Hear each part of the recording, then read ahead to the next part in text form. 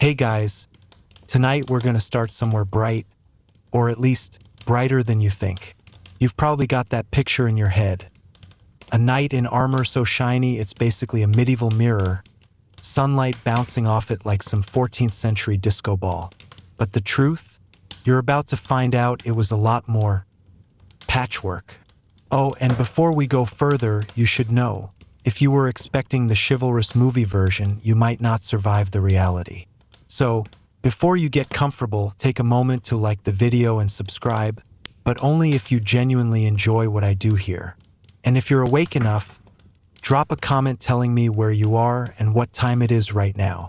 Now, dim the lights, maybe turn on a fan for that soft background hum, and let's ease into tonight's journey together. You're standing in a cramped armory. The air smells of oil and rust, the kind of scent that clings to old tools in your grandfather's shed. Except here it's mixed with sweat and a faint whiff of horses. A few battered breastplates lean against the wall, not gleaming at all, dull steel, dented and scraped. A gauntlet missing 3 fingers rests on a bench. You reach out to touch one of the helmets, expecting smoothness, but your fingers find roughness where the metal's been hammered back into shape after something. You imagine the story behind each dent. None of them from dragon fights, all of them from human hands and iron weapons. Knights in the popular imagination, spotless, heroic, always shining, would have been laughed at by the real warriors who wore these things. On campaign, you wore what you had. Sometimes you didn't have matching pieces. Your helmet might be from one workshop, your breastplate from another, your greaves salvaged from a battlefield years before. If you lost a vambrace, you didn't go home.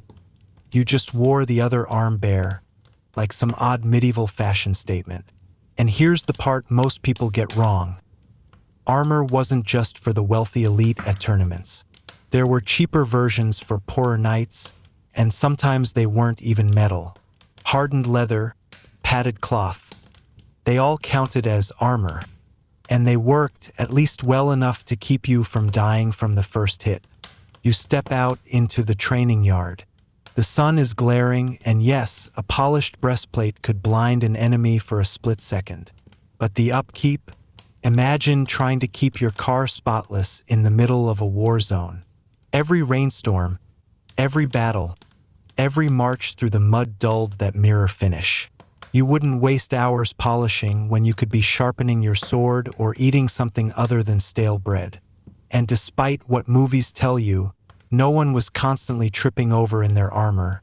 It was designed to move with you. But we'll get to that in another part of this journey.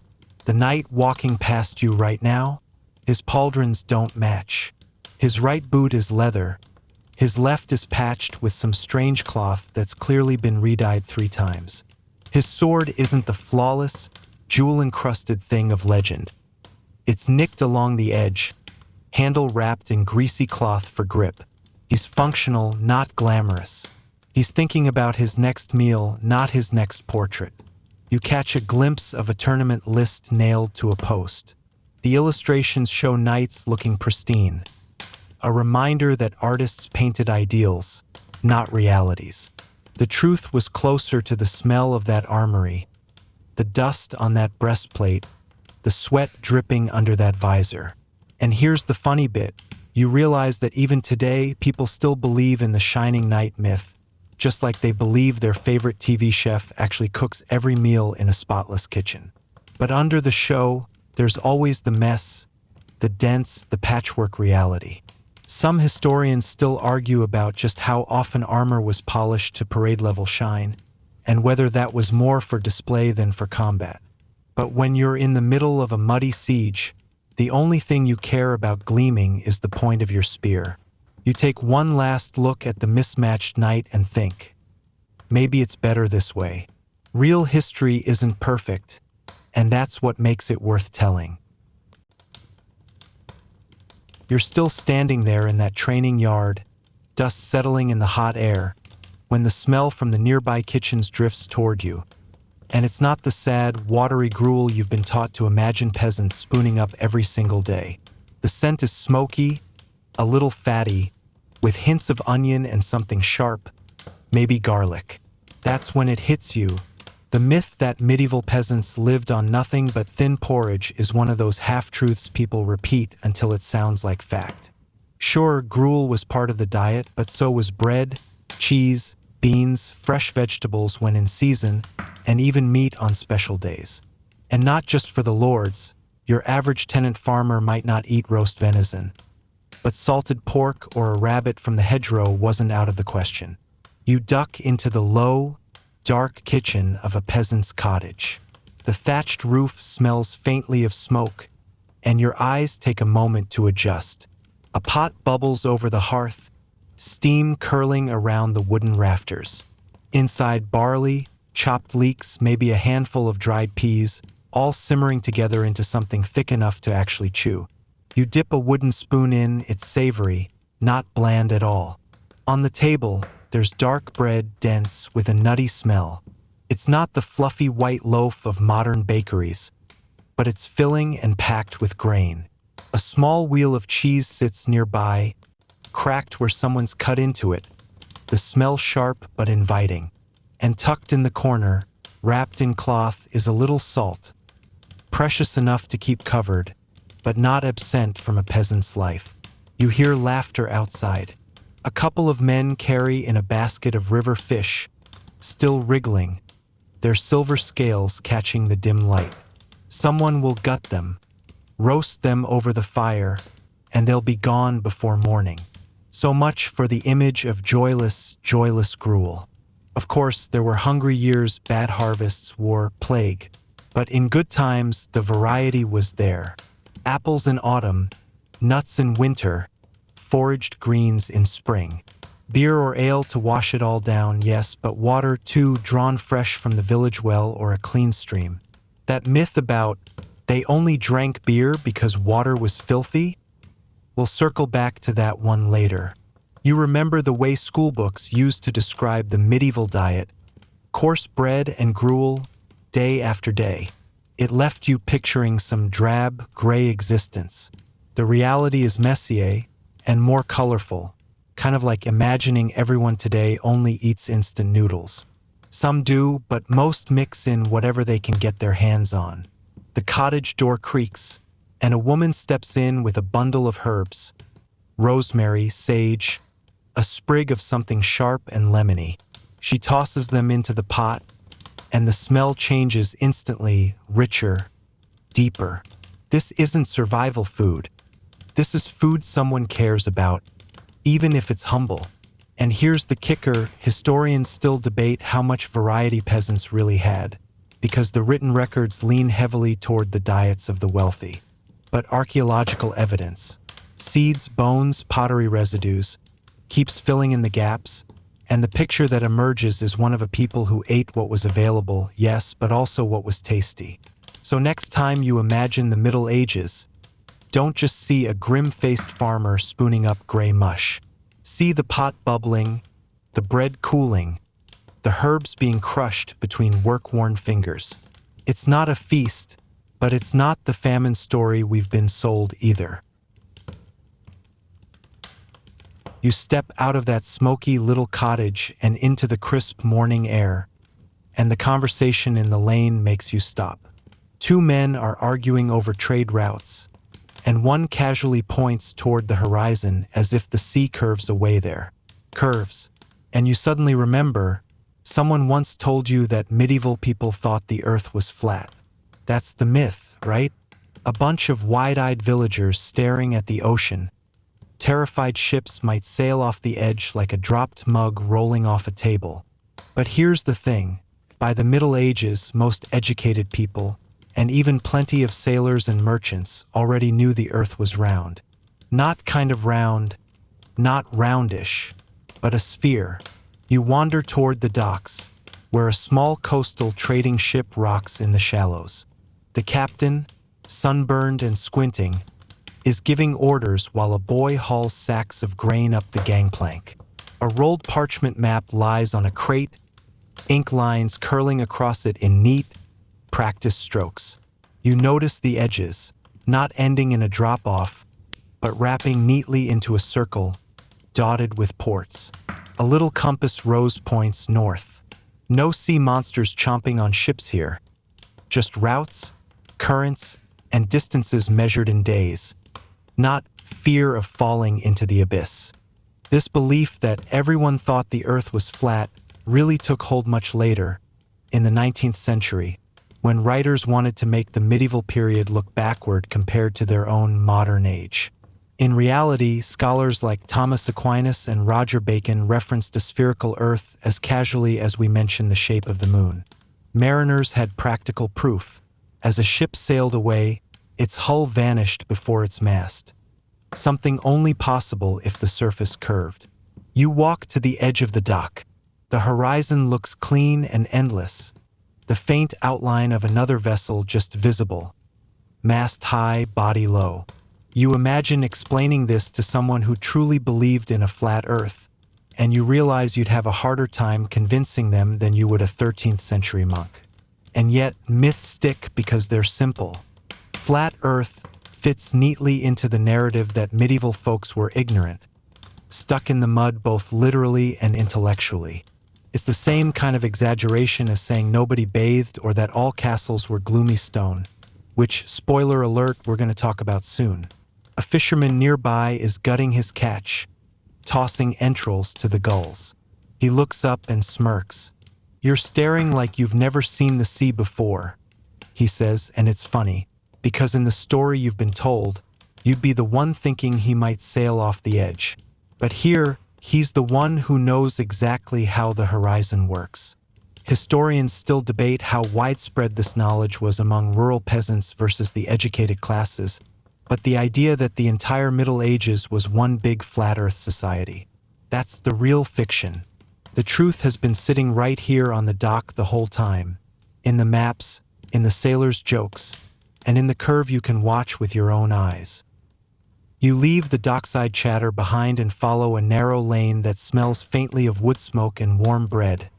But soon another scent creeps in, sharper, earthier, with a hint of something human. And that's when you remember the other story you've been told 100 times. Nobody in the Middle Ages ever bathed. The mental image is familiar. People trudging through life coated in a permanent layer of mud and sweat. The occasional bucket of water a shocking luxury. But as you turn a corner, you hear laughter and splashing from a timber building with steam curling out of its vents. A public bathhouse. You step inside, and the heat wraps around you instantly, carrying the mingled smells of soap made from animal fat, herbs, and wet linen. Men and women, separated into different rooms or hours, are sitting in wide wooden tubs, chatting while attendants pour buckets of hot water over them. A boy carries in bundles of dried lavender to drop into the water, and the scent blooms in the air. Far from being rare, public baths were common in many medieval towns, and in some places, private tubs were tucked into homes. True, they didn't bathe daily like most people do now, but once a week or so wasn't unusual for townsfolk. And when water was warm and scented, the experience wasn't just about hygiene. It was a social event. You move to the next room, where someone is scraping a blade, not a weapon, but a strigil, sliding gently over a man's arm to remove dead skin.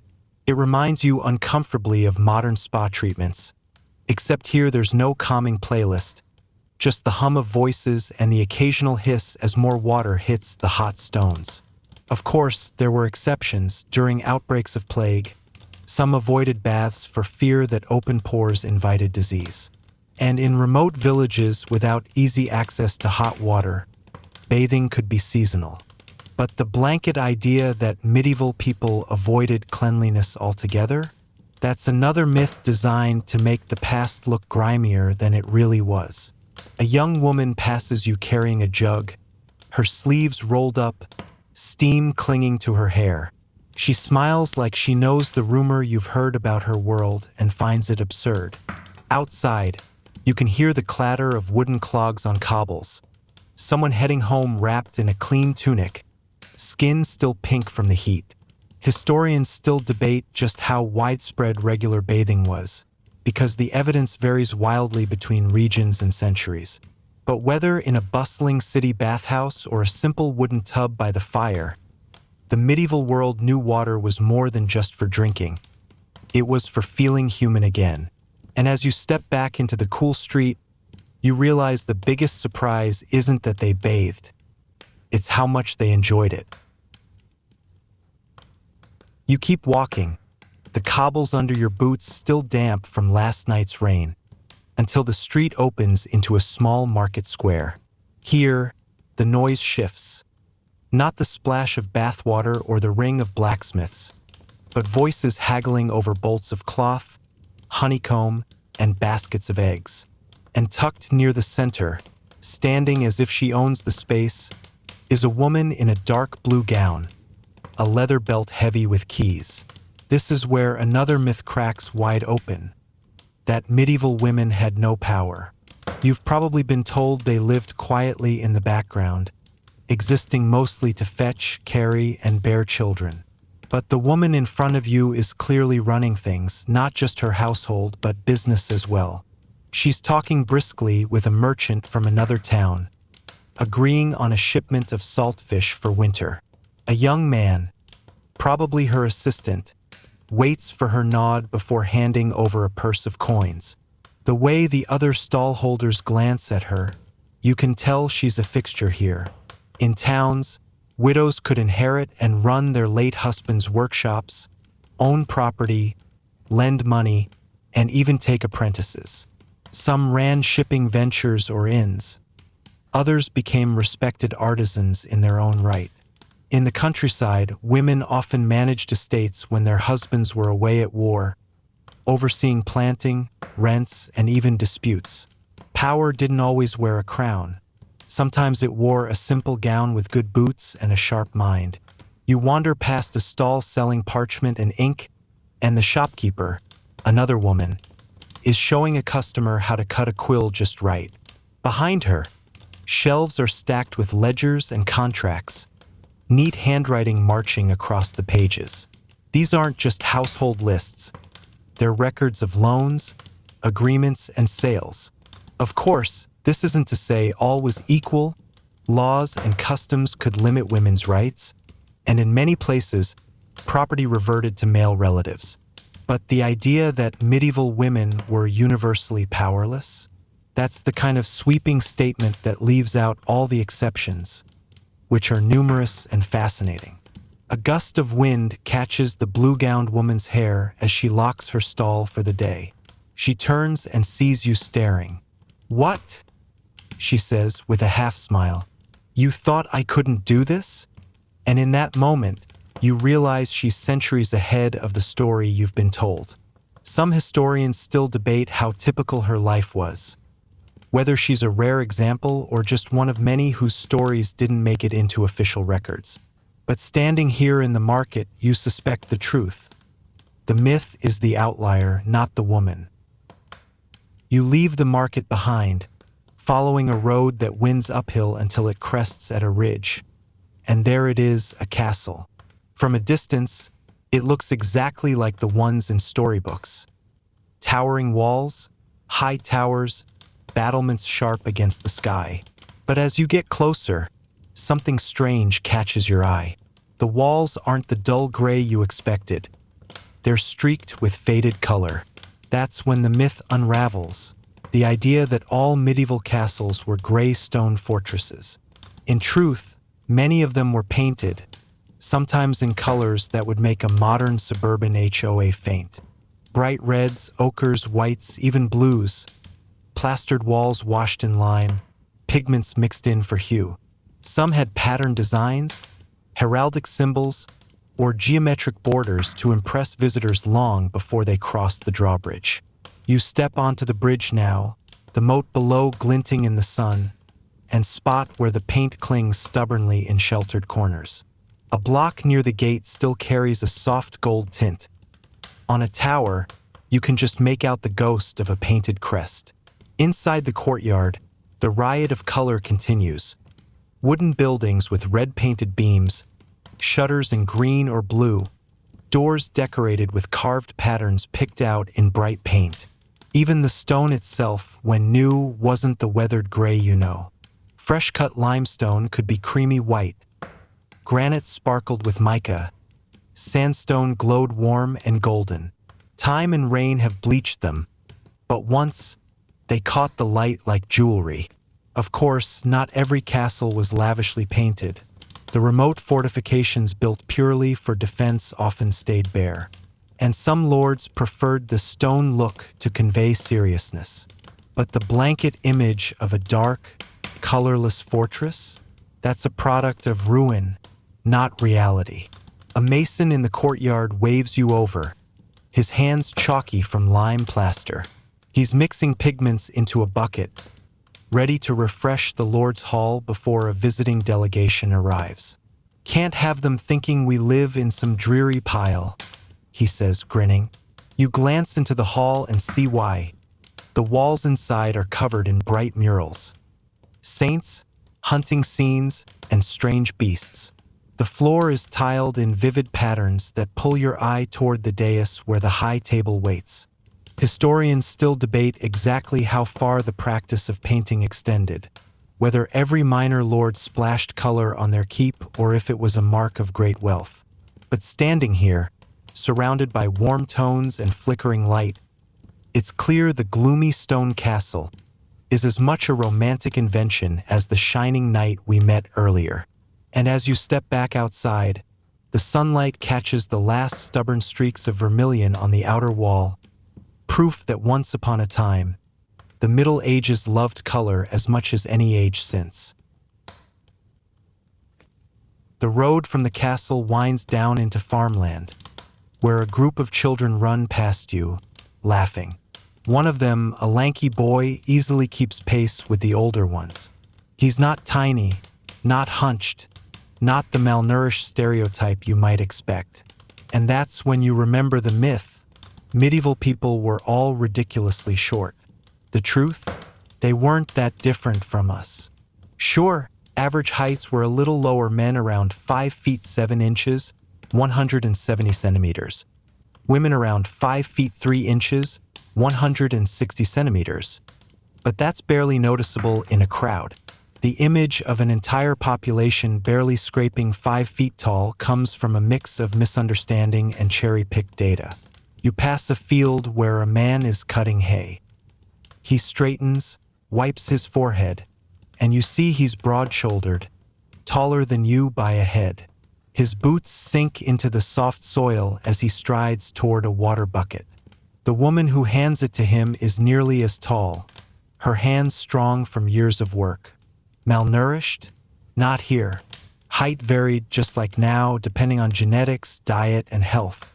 In bad years, famine, disease, kids might grow smaller, but in good times, medieval folk hit respectable statures. Archaeological digs have turned up skeletons of men over 6 feet, 183 centimeters. Their bones thick with muscle attachments, proof of a physically demanding life. You stop at a village well, listening to a group of women gossip. One gestures toward her husband, saying something about how he's too tall for his own good. A complaint you've heard in modern kitchens too. This oddly grounding, how little that sentiment changes over centuries. Of course, chronic illness and poor harvests could stunt growth, and you'd see more variation than in well-fed modern populations. But the blanket idea that everyone was comically small? That's another myth that thrives because it's easy to picture and makes us feel taller by comparison. Some historians still debate whether average height really dipped in the later Middle Ages, especially during the Little Ice Age, but the evidence doesn't point to a world of miniature people. Instead, it points to a range short, tall, and everything in between, just like today. You watch the tall haycutter hoist an enormous bundle onto his shoulder and walk off without a grunt. It's a reminder that strength, not height, was what really mattered here. And in that, they might have had the edge on us. You follow the haycutter's path until the road dips into a small village. The houses lean close together, their thatched roofs meeting almost overhead, and the air smells faintly of baking bread mixed with damp earth. Children dart between doorways, chasing each other, and an old woman sits spinning wool in the doorway of a tidy cottage. This is where another enduring myth takes center stage, that life in the Middle Ages was nothing but short, miserable drudgery. The phrase average life expectancy was 35 gets thrown around like it's proof that no one saw their own wrinkles.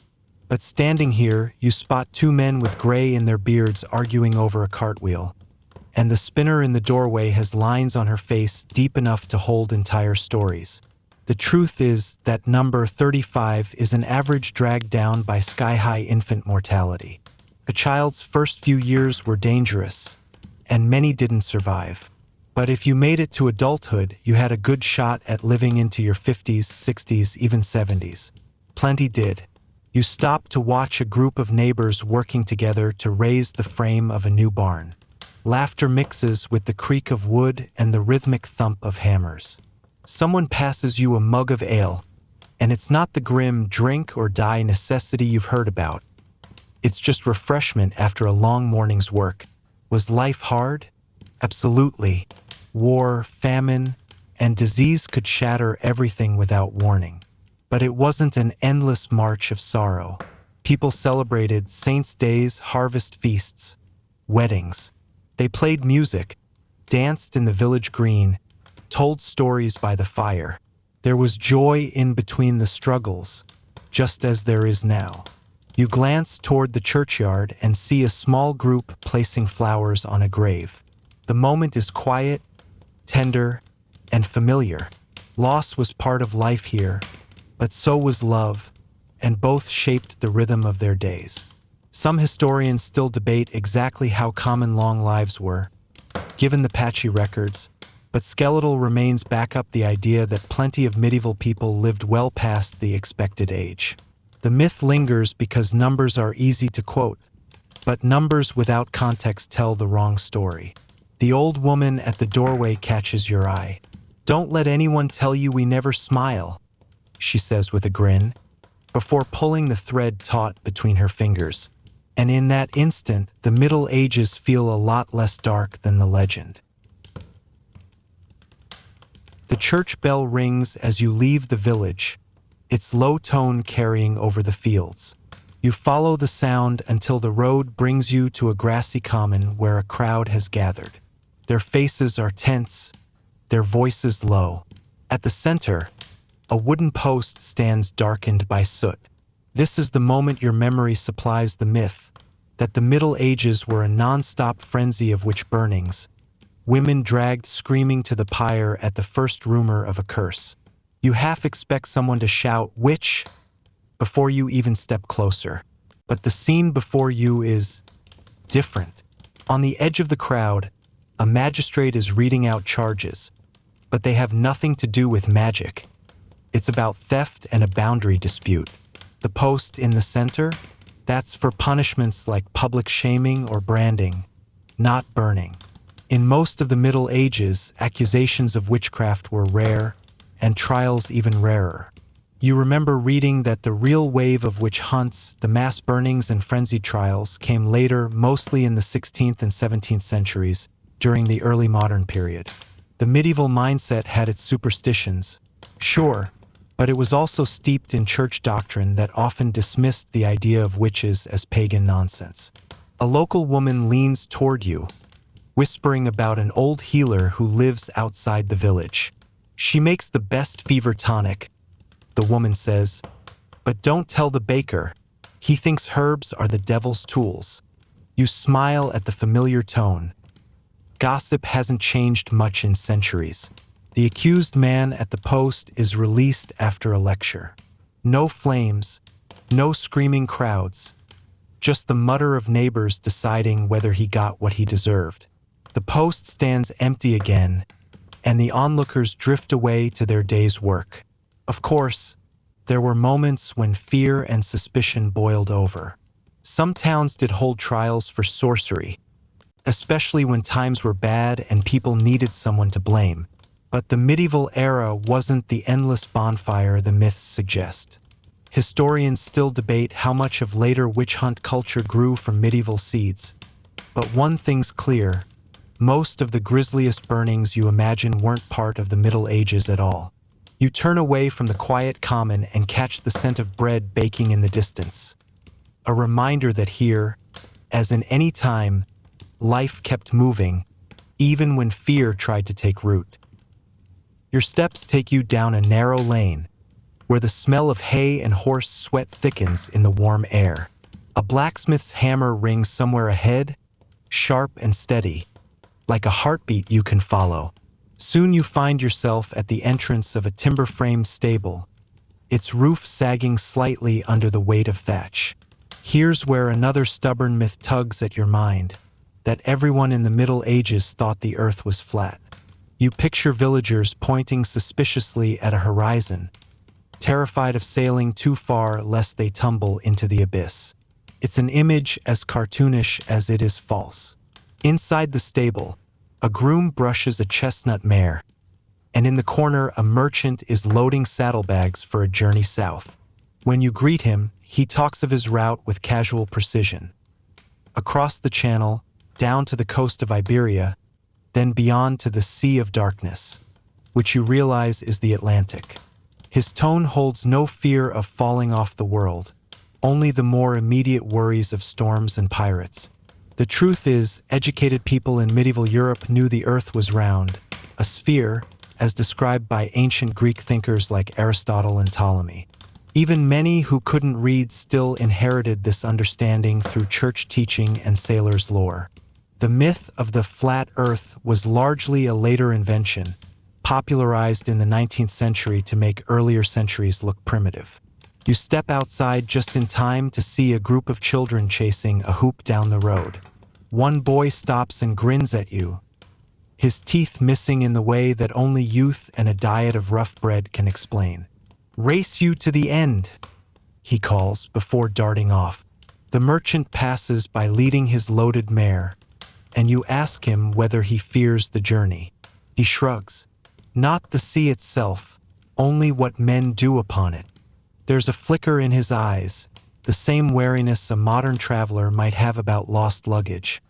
But here it's about losing an entire cargo to a sudden boarding. As you watch him disappear down the lane, you realize the medieval horizon wasn't an edge to fall from. It was a gateway. And for those with enough coin, courage, or desperation, it promised far more than it threatened. You follow the road toward the market square, drawn by a dull roar. Not the sound of an angry crowd, but the layered hum of trade. The air thickens with the mingled scents of spiced wine, dried fish, beeswax candles, and the faint sourness of tanned leather. Stalls lean into each other like gossiping neighbors, and between the merchants haggle in at least 3 different languages. It's here that another persistent myth comes to mind, that medieval people never bathed and lived in a state of constant, nose-wrinkling filth. You can almost hear the modern joke, "Oh, they didn't smell bad to each other, because everyone smelled awful." But then you spot a wooden bathhouse sign swinging in the breeze, its carved tub painted blue. A young woman in a linen cap is scrubbing the doorframe with soapy water, and a bucket of fresh lavender sits nearby. Bathhouses were common in many medieval towns, some run privately, others maintained by the municipality. People bathed for health, socializing, and yes, for pleasure. The frequency varied by region and by season, but weekly or even daily bathing wasn't unheard of, especially among the urban middle class. The problem wasn't ignorance of hygiene, it was infrastructure. Hot water took effort to heat, and clean water sources could be far from home. As you step past the bathhouse, 2 men emerge laughing, steam still curling from their hair. One wears a merchant's coat, the other a mason's apron. Proof that bathing wasn't just for nobles. They nod at you in passing, their cheeks pink from heat, and you catch the faint scent of rosemary oil. On the far end of the square, you find a barber surgeon sharpening his razor on a leather strop. He gestures toward his stall, where not only haircuts but tooth pulling and bloodletting are advertised. Hygiene and health here aren't absent, They're just tangled together in ways that modern eyes find odd. A cart rattles past, carrying barrels marked with blue chalk, water from the town's cleanest well. You catch a glimpse inside one barrel. Floating flower petals, added not for romance, but to scent the water and perhaps discourage insects. You realize that while life here wasn't fragrant by today's standards, the myth of the permanently filthy medieval is just another lazy caricature. Dirt was inevitable, but the desire to be clean? That's as human as the voices calling across the market square. The path you take out of the square dips beneath a timbered archway, where the echo of footsteps turns hollow against the cobblestones. Ahead, the air feels cooler, and a low murmur draws you toward a cluster of stone benches arranged in a circle. Here, beneath a carved wooden sign, is the village school. Another myth floats to the surface, one that insists medieval people were largely illiterate, their minds shut off to reading and writing except for monks in candlelit scriptoria. You lean against the doorway and peer inside, expecting silence. Instead, a burst of children's laughter hits you, followed by the sing-song chant of the alphabet. Not in modern English, but in the sturdy rhythm of Latin. The schoolmaster is no robed scholar. He's a wiry man in a patched tunic, ink stains blooming like dark flowers on his fingers. In one hand, he holds a wooden pointer, tapping at letters scratched on a wax tablet. The other hand occasionally swats at the air, chasing away the mid-morning flies. Literacy here is not universal, that much is true, but neither is it the rare monastic miracle that myths make it out to be. Urban centers often had grammar schools for boys, sometimes even for girls, and merchants made sure their apprentices could read ledgers and contracts. Wealthier peasants might pay for a few winters of schooling for their children, sending them when the fields required less labor. Outside, two girls crouch in the dust, using sticks to copy shapes they've seen on a scrap of parchment. One shape is a careful A, the other a slightly crooked M. They look up at you and grin, and one whispers the sound, "Ah," as if she's giving away a secret. Even in rural areas, literacy sometimes traveled like a contagious idea. A wandering friar might teach letters in exchange for bread. A peddler might pass along a scrap of illustrated news from a distant city. The written word was valued, even if most people encountered it in snatches. As you watch the children return to their lesson, you can't help thinking how strange it is that the Middle Ages are so often painted as a dark fog, when in truth, so many here were reaching for light, in ink, in speech, in the way they taught a crooked M in the dirt. Somewhere down the lane, the clanging of a blacksmith's hammer breaks the rhythm of the schoolroom chant, pulling you back to the road. You follow that metallic heartbeat toward the edge of the marketplace, where smoke curls from a squat stone workshop. Inside, the blacksmith's hammer rises and falls like the pendulum of some great, hot clock. Sparks leap away, catching in his beard like tiny golden fireflies before fading to nothing. Here's another tale people love to tell, that medieval weapons and armor were impossibly heavy. So heavy, in fact, that knights had to be hoisted onto their horses with cranes, clanking helplessly like overturned beetles if they fell. You linger in the doorway, feeling the radiant heat from the forge, and watch him lift a breastplate from a hook. He swings it onto his arm as easily as you'd sling a backpack. Yes, the armor is sturdy, steel-shaped to deflect blades, arrows, maybe even a misplaced insult, but it's nothing like the 60-pound fantasy shells you see in bad movies. A full suit for a man of average height weighs about the same as a modern hiking loadout, except far better balanced. A knight could run, roll, even climb stairs. Falling over wasn't the end of the story, unless, of course, you landed in a muddy ditch while someone was swinging an axe at you. The blacksmith dips a glowing sword into a trough, the hiss filling the space like a snake's warning. Steam rolls up, wrapping you in the scent of iron, charcoal, and wet wood. He grins when he sees you staring and hands you a gauntlet to try. It's surprisingly flexible, each finger jointed, so you can curl it around the hilt of an invisible sword. Outside, a boy in a leather apron is polishing a helmet, his reflection warping in the curved steel. He catches your eye and says, "Not so heavy, right?" With the certainty of someone who's heard the crane hoist story before and delights in proving it wrong. As you step back into the street, you picture all those lumbering, helpless knights from TV dramas, and you can't help but laugh at the idea. The Middle Ages had their share of burdens, but carrying armor like a ship anchor? That's one weight they didn't have to bear. The smell of the forge follows you, fading only when the sound of bells, not church bells, but something stranger, reaches your ears from the next lane over. You follow the strange bells into a narrow lane that smells faintly of yeast and wood smoke. The air grows warmer, richer, and when you round the corner, the source of the sound reveals itself. Not a church, but a bakery. A row of copper bells dangle above the door, tinkling when a boy pushes inside carrying a basket of dough. And here comes another myth that people adore. That medieval bread was always dark, dense, and full of grit so coarse it could grind down your teeth. You glance at the loaves cooling on wooden racks inside, their golden crusts crackling as they release steam.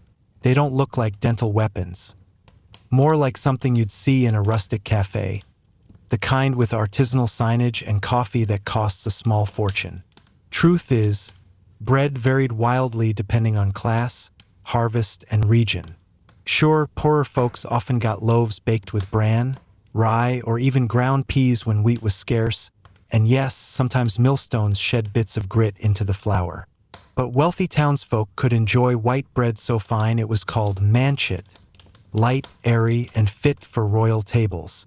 The baker here seems proud of his tiered display. Dense rye for travelers, honeyed rolls for the Lord's household, and a crusty sourdough whose tang you can almost taste just by leaning closer. You watch as he scores a dough round with practiced flicks, the blade whispering through the surface. The smell is intoxicating: warm yeast, toasted grain, and just a hint of smoke from the brick oven's fire. Somewhere in the corner, an apprentice kneads dough with elbows as much as hands, muttering a song about bread, good enough for a king's dog. Stepping back onto the lane, you imagine explaining to someone in the modern day that medieval people's bread wasn't all like chewing a sack of gravel. You'd tell them about the buttery manchets, the festival pastries dusted with sugar, the ginger-spiced loaves, and watch their eyebrows rise in surprise. The bell over the bakery door chimes again, and for a moment, it feels like the sound is pulling you toward the next street, where music, not bells this time, but something far more rhythmic, begins to drift through the air. The music tugs you along, steady and pulsing, until you step into a sunlit square. There, a knot of people has gathered around a trio of musicians. One with a long-necked lute, another beating a drum the size of a wine barrel, and the third working a set of bagpipes with cheeks puffed like he's trying to inflate a stubborn air mattress. And here's a myth you've probably heard 100 times, that medieval life was quiet, somber, and almost entirely without music unless it was in a church. But as the beat picks up, you can feel it in your ribs, you can see it in the clapping hands of the crowd. Music wasn't just for piety, it was for life. Weddings, markets, feasts, and even harvest days had their own soundtracks. A young woman twirls into the open space, skirts flaring as her boots scrape against the cobblestones. Someone shouts the name of the tune, something about a fox stealing a roast goose, and the laughter spills over like frothy ale. You notice that the melodies aren't the solemn Gregorian chants you've heard in documentaries. These are sprightly, cheeky, with the kind of swing that makes you want to tap your foot. Yes, monasteries cultivated precise, measured harmonies, but outside cloisters, music could be bawdy, quick, and even improvised. Some traveling players carried tunes across borders, swapping verses and changing rhythms until a song in one village was unrecognizable in the next. And not all instruments were primitive either. Lutes, fiddles, shawms, and early forms of recorders could produce tones as rich as any folk band today. One of the pipers leans toward you mid-tune, eyes gleaming as if daring you to dance. Maybe you do, or maybe you just sway slightly like you've got an itch in your legs you're pretending isn't there. Either way, the music curls around you, bright and alive, proof that medieval streets could thrum with as much sound as any modern city square. As the song winds down, the crowd disperses, still humming. In the distance, you spot a narrow alley painted with streaks of sunlight, and just beyond, a sign swinging lazily in the breeze, the kind you'd expect outside a tavern. The scent of ale drifts your way, mingling with the last notes of the piper's tune. The alley funnels you toward that swaying tavern sign, a crudely painted boar holding a tankard, its tusks looking suspiciously like oversized spoons. The moment you push the door open, a wave of warmth and noise rolls over you. Tankards thumping against tables, dice clattering in corners, and a fire roaring so fiercely it crackles like it's trying to join the conversation. Here's the myth. Medieval taverns were dangerous, filthy dens filled with cutthroats and disease. And sure, some of them were, let's call it, less than inviting. But a well-run tavern? That was the beating heart of community life. You squeeze between two benches, the wood polished smooth by generations of elbows and spilled ale. A woman with forearms like rolling pins is filling mugs from a large barrel, her face split into a grin so wide it could outshine the hearth. She slides one toward you. The ale is cool, nutty, with a faint bitterness that makes you think of dark bread. Around you, talk weaves in and out of languages and dialects, a blend of merchants swapping road gossip, a bard negotiating payment for the next song, and a pair of farmers arguing passionately over whose rooster can crow the loudest. Medieval taverns weren't just about drinking. They were places to strike deals, hear the news, find work, or even get caught up in a traveling performance. Some served food hearty enough to keep a traveler full until the next market day. Thick pottages, pies stuffed with root vegetables, and, if you were lucky, a joint of meat still sizzling from the spit. At the far end of the room, a man strums a lute, coaxing out a soft, meandering melody that makes the firelight seem to sway. Someone in the corner chuckles, "Play the one about the bishop's trousers," and the room bursts into knowing laughter. You get the feeling there's an inside joke here, the sort that's been circulating for decades. You cradle your mug and glance toward the open window.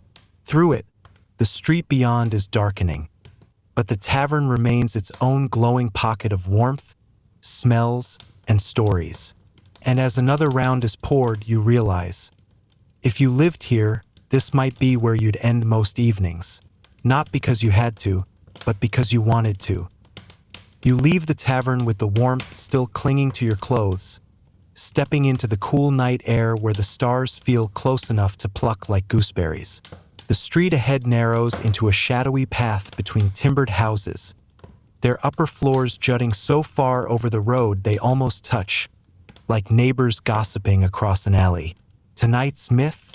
That medieval people never bathed and walked around in a constant haze of filth. A popular image thanks to a few too many grimy peasants in movies. But the truth, well, it smells a lot fresher. You catch the faint sound of running water and follow it, ducking under a low archway until you reach a small public bathhouse. Lantern light glows through slatted shutters, and steam spills into the night, carrying with it scents of rosemary and lavender. Inside, the air wraps around you like a warm blanket fresh from the sun. A man at the counter greets you without surprise, as if it's perfectly ordinary to see someone wander in this late. And it is. Bathhouses were as much social hubs as they were for hygiene. Places where people met friends, made business arrangements, and gossiped about the baker's runaway apprentice. You sit at the edge of a large wooden tub where a couple of merchants are discussing grain prices. The water is warm, with a faint herbal bite that clings to your skin. From the next room comes the rhythmic slap of a brush against someone's back, vigorous scrubbing that could double as medieval chiropractic. It's not all luxurious, of course. Rural villages might have fewer facilities, relying on rivers or heated barrels at home. But the idea that no one cared about cleanliness? Not true. Soap made from animal fat and ash, perfumed oils, even tooth powders made from crushed herbs. Medieval people had a whole arsenal to keep fresh. You lean back against the tub, watching steam curl up to the rafters. Somewhere in the mist, you hear laughter. It's the kind of scene that makes the dirty, stinking Middle Ages myth dissolve, just like your tension in the water. You step back into the night, skin still tingling from the heat of the bathhouse, and follow the winding street toward the edge of town. The moon hangs low and pale, casting silver ribbons across the thatched roofs. Ahead, you hear the slow, deliberate toll of a bell. Ah yes, the myth that medieval towns were lawless chaos, every street crawling with cutthroats and pickpockets. Sure, crime existed, as it always has, but the truth is more complicated and a lot more organized. You find the source of the sound. The watchman, pacing the cobblestone road with a lantern in one hand and a staff in the other. He glances at you, nods, and continues on his beat. His job isn't just to look for troublemakers. It's to keep the peace, call out the hours, and make sure no one's roof catches fire from an unwatched hearth. In larger towns, curfews were enforced.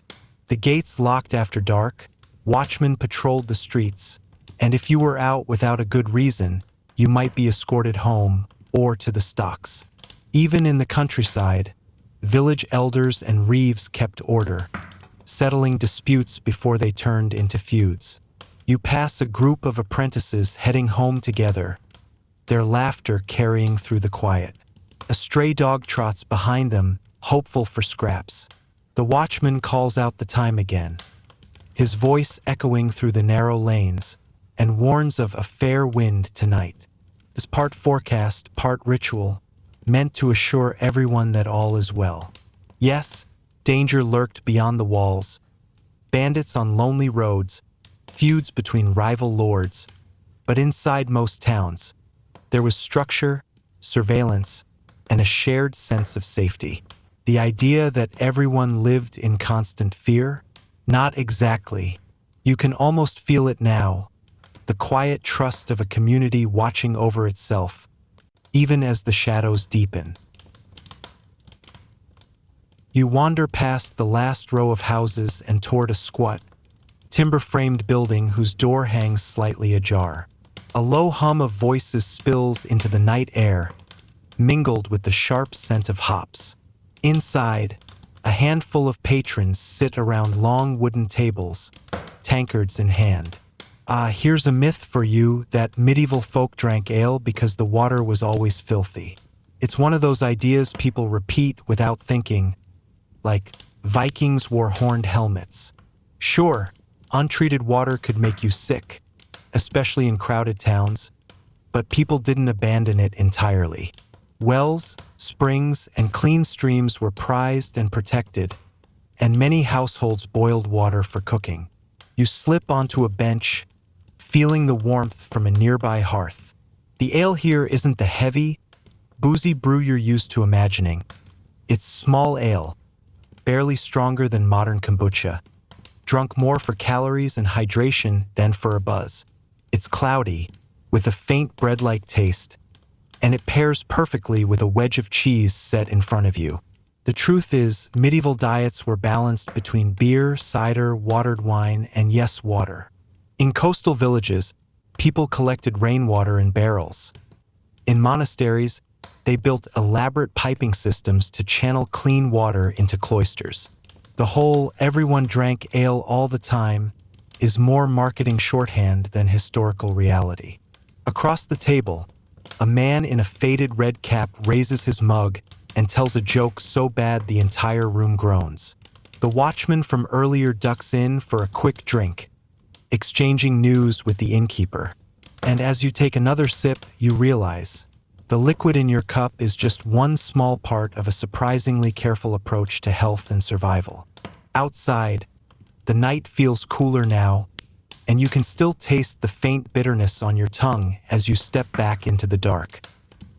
The road slopes gently upward, leading you toward the dim outline of a hill crowned by a sturdy stone wall. The gatehouse looms in the moonlight, a silhouette of towers and battlements. A guard leans lazily on his spear, barely glancing at you as you pass beneath the heavy wooden portcullis. Here's another gem of a misconception: that medieval castles were always cold, damp, and miserable places to live. Drafty stone prisons where everyone huddled in cloaks all day. You've probably seen that version in movies. Your breath misting inside, icicles dangling from the ceiling. But that's only half the story. Inside the courtyard, you hear the clatter of hooves as a groom leads a horse toward the stables. The keep's windows flicker with warm firelight. Medieval castles weren't just bare rock. Their owners invested heavily in comfort. Tapestries hung on walls didn't just look pretty, they trapped heat. Floors were layered with rush mats or even wool carpets in wealthier homes. Some castles boasted early forms of central heating, with fires in the basement feeding warm air up through flues into upper chambers. You climb a narrow stair to the great hall. The air is pleasantly warm, thanks to a roaring hearth at one end. Candles and oil lamps cast a honey-gold glow over long tables set for the evening meal. Servants carry in platters of roasted meat, and a bard tunes his lute in the corner. The smell of herbs drifts in from the kitchen: rosemary, thyme, a hint of garlic, all growing in the Lord's private garden. The truth is, many castles were designed for both defense and domestic life. Yes, the stone could chill you in midwinter, but smart design, good fires, and layers of fabric kept people far from shivering through every day. As you leave the hall and step onto the ramparts, the wind brushes your face, carrying the sound of distant owls. It's easy to see why this myth stuck. The stone feels cold under your hand, but in the right chamber, with a thick blanket and the fire's glow, you'd be plenty cozy. You descend from the ramparts into a quiet side passage, the torches here burning lower, their light wobbling over smooth stone. The corridor smells faintly of lavender, an unexpected sweetness in a place you've been told should reek of filth. And that's the myth we're chasing now. The idea that everyone in the Middle Ages stank like an unwashed barn. Sure, daily hot showers weren't exactly a thing, unless you count standing in the rain while complaining about your neighbors. But medieval people actually took cleanliness seriously, often more than many think. In towns and larger villages, you'd find public bathhouses, warm, steamy places where people scrubbed, chatted, and, occasionally, indulged in activities we won't linger on in this bedtime setting. Wealthy households had private wooden tubs, with servants heating buckets of water in the kitchen and hauling them upstairs. You pause at a small chamber off the hall. A copper basin sits beside a folded linen towel. A pitcher of rosewater rests on a shelf, used to rinse the hands before and after meals. Even poorer families might keep a simple washstand near the door. Soap? Yes, they had it, made from animal fat and lye, sometimes scented with herbs. It wasn't a spa product, but it did the job. As you wander on, you pass a servant carrying fresh rushes to scatter on the floor. These rushes weren't just decoration. They trapped dirt and, when mixed with fragrant plants like mint or marjoram, kept the air smelling surprisingly pleasant. The image of a reeking, grime-caked peasantry survives mostly because later writers, especially in the Victorian era, loved painting the past as dirty and uncivilized. But here, in this dim corridor, The clean linen at your fingertips and the faint floral scent in the air tell another story. Still, you think even with all that effort, medieval streets on a hot summer day probably weren't something you'd want bottled as a perfume. The corridor widens into a sunlit cloister, the air outside cool and fresh against your face. You follow the sound of soft scratching, quills on parchment, and step into the scriptorium. Here's where another stubborn myth comes into focus: that medieval people were all illiterate, stumbling through life without reading or writing a single word. It's true, literacy wasn't universal. A shepherd in a remote valley probably didn't carry a pocket notebook. But the idea that no one could read except monks is as thin as parchment in a damp cellar. Monasteries were important centers of learning, yes, but towns had scribes for hire, schools run by guilds or parishes, and even merchants who needed to tally accounts in ledgers. You pass a desk where a young boy copies Latin letters under the eye of a patient teacher. His inkwell smells faintly metallic, the black liquid shimmering in the light. You pause by a window seat where a woman in a green kirtle traces her finger across a page. She's reading a French romance aloud to a younger sister, who giggles at a knight's awkward love confession. In cities like Florence, Bruges, or London, it wasn't rare for shopkeepers' wives or daughters to read bills of sale or household records. The wealthy sometimes hired tutors, and even minor nobles could quote scripture or recite poetry. Your hand brushes against a shelf crowded with wax tablets, erasable writing surfaces used for notes, contracts, or quick arithmetic. They're proof that written communication wasn't locked away in dusty monasteries. And yet, you can't help but grin at the thought. If medieval people had smartphones, half the myths about them would vanish overnight, though a new wave of totally wrong TikToks about dragons would probably take their place. The day stretches toward late afternoon as you wander into a bustling courtyard, where the rhythmic clang of hammer on anvil echoes under the vaulted sky. This is where another stubborn tale rattles in your mind, the one about medieval people believing the world was flat. It's a comfortable myth, isn't it? A tidy caricature. Everyone bumbling around, afraid to sail too far lest they topple into oblivion. But here, in the forge's warm glow, you watch a blacksmith shape a steel armillary sphere, a delicate model of the heavens, and you realize how wrong that story is. Scholars, sailors, and even many merchants knew the earth was round. The idea stretches back through ancient Greece, carried into the Middle Ages by Latin texts and Islamic scholarship. You pass a weathered sailor with a face like cracked oak, who tells a younger apprentice about the time he sailed far beyond the horizon and returned without finding any edge to tumble over. "The sea curves, lad," he says, tapping the boy's forehead. "Your eyes just can't see that far." It's not poetry, it's navigation. In the corner, a cartographer leans over a vellum map, drawing coastlines that bleed into unknown spaces marked with sea monsters. Not because he thought the monsters were real, though they made the margins livelier, but because the ocean beyond was simply unmapped. You think about how myths like this survive because they're easy to remember and easier still to laugh at. But here, in the din of hammer and the smell of hot iron, you see the truth. The medieval world was curious, observant, and far more connected to the globe's shape than the old flat earth fable would have you believe. A light drizzle begins to fall as you step through a timber-framed doorway into a long, echoing hall. The air is warm with the smell of roasting meat and spiced wine. Here's where another truth you've probably heard starts to unravel. The claim that medieval food was always bland, gray, and tasteless, and that spices were only used to hide the flavor of rotten meat. The truth is far more appetizing. In fact, spices were expensive. Saffron, cinnamon, cloves, and pepper traveled thousands of miles along trade routes, passing through merchant hands like jewels. No one in their right mind would waste them trying to rescue spoiled meat. If something was truly bad, you threw it to the dogs, or to that one drunk guy at the end of the table who'd eat anything after 3 pints. You pass a sideboard where a cook sprinkles ginger over a platter of glazed eel. On another table, a meat pie steams gently, the crust carved with ornate patterns like edible lace.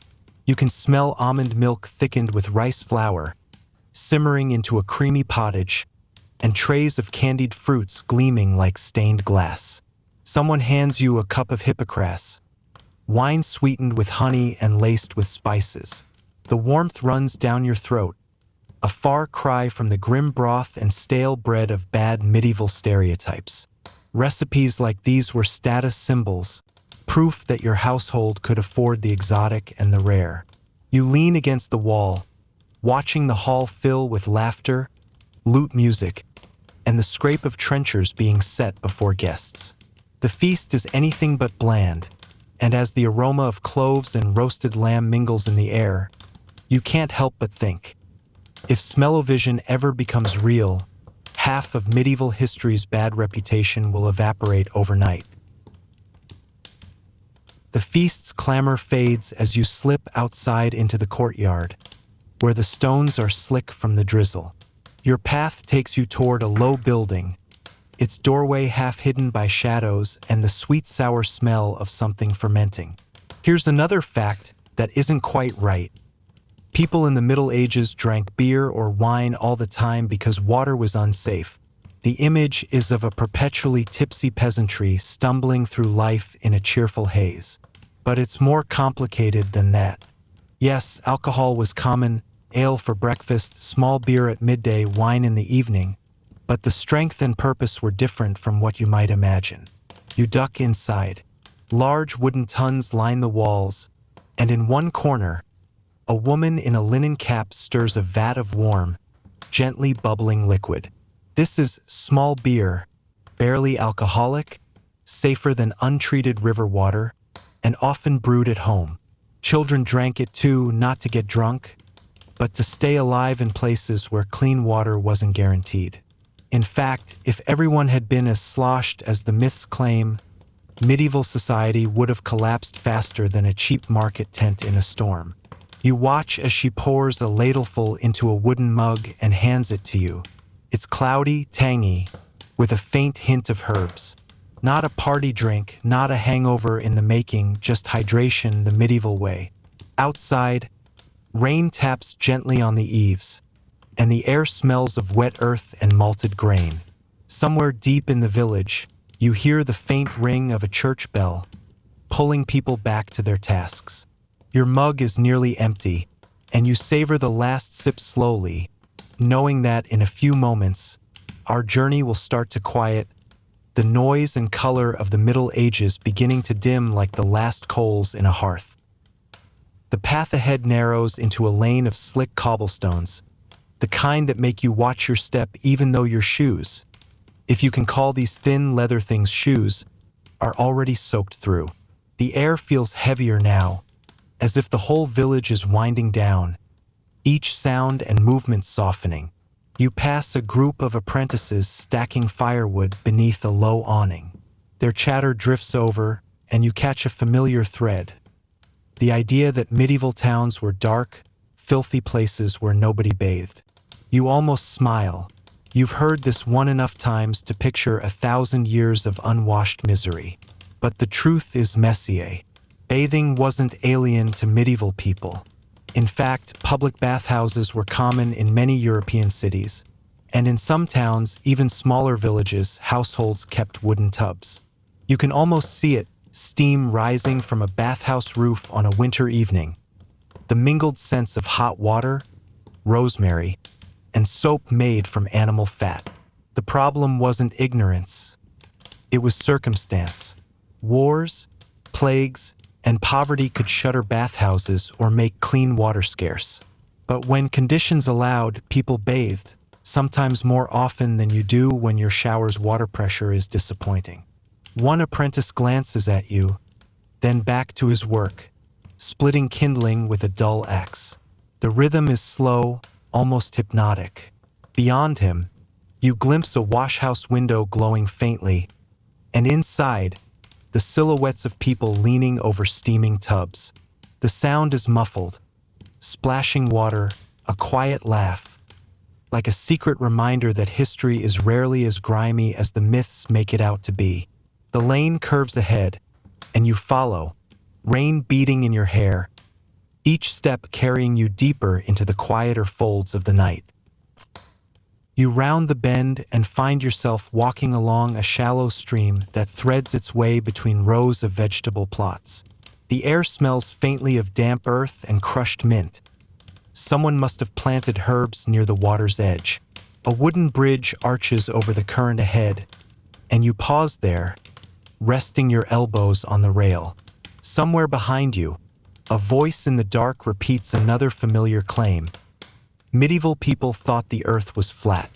You let out a slow breath, almost amused, because this one has survived like a stubborn weed. Easy to pull up, yet somehow it keeps growing back. The truth?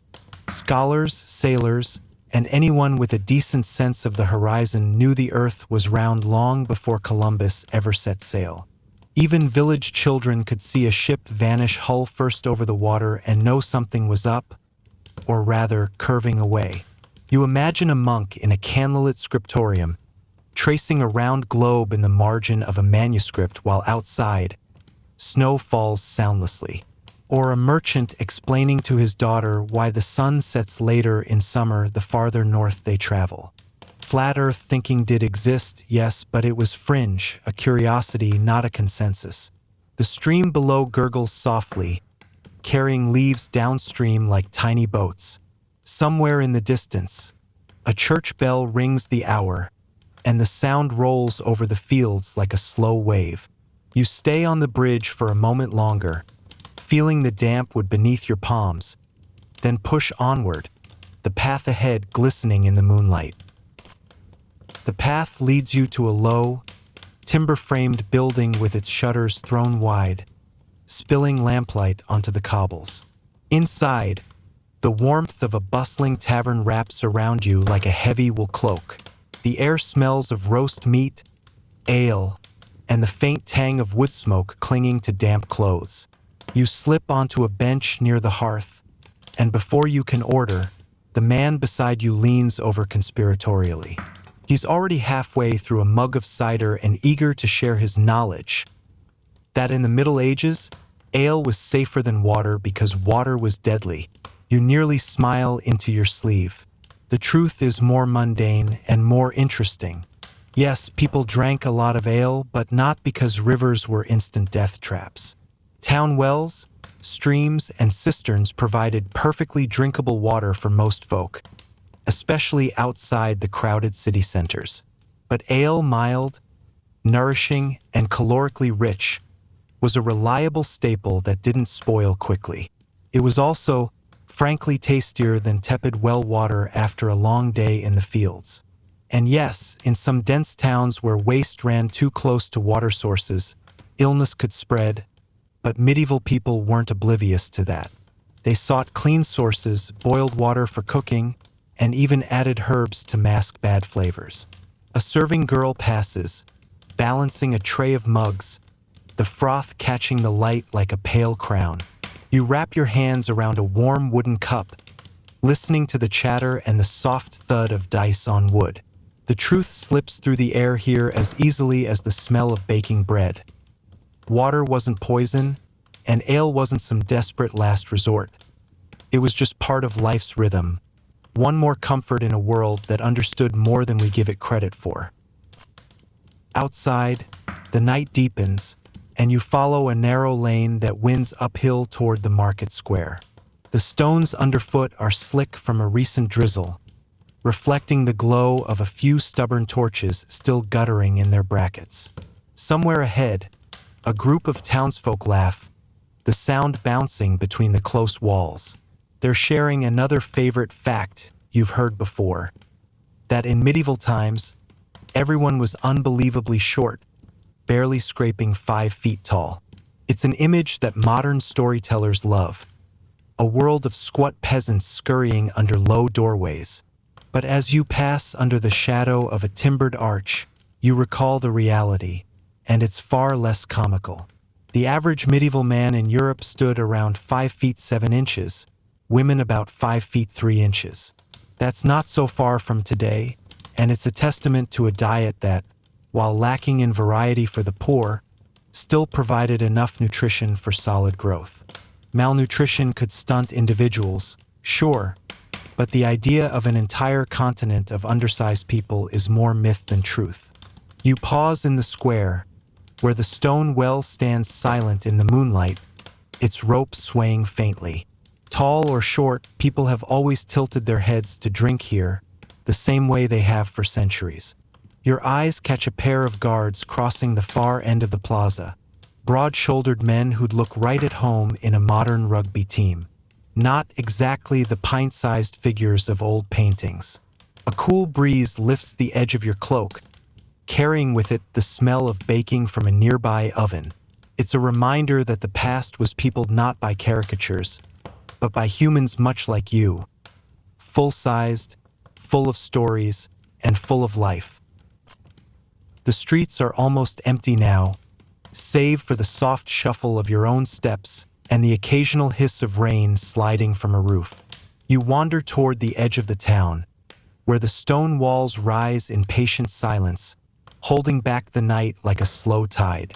Somewhere far off, an owl calls, the sound thin and lingering, as though even it knows the hour has grown late. You think back over the long path we've taken together, from filthy streets that were not as filthy as you'd feared, to the misunderstood role of leeches, to kings and queens who were far more human than the myths have painted. Each fact you'd been told had frayed at the edges when held up to the flickering torchlight of truth. And yet, there's a strange comfort in knowing the past isn't quite what people say. It makes the people who lived it feel closer, more real, like neighbors you could meet if you just turned the right corner. The rain begins again, soft and steady. You stand under the shelter of the wall, letting the rhythm of it fill the pauses in your thoughts. In the dim light, you imagine the lives that have passed here, not as a blur of stereotypes, but as full, breathing moments. Someone laughing, someone rushing home, someone stopping just like you to listen to the night. The torchlight on the street fades to a gentle gold, then to gray, then to nothing at all. The cobbles blur, the edges of the walls soften. Your breathing slows. The past, the myths, the truths, they all fold quietly together, like pages closing on a story that's been told well enough for now.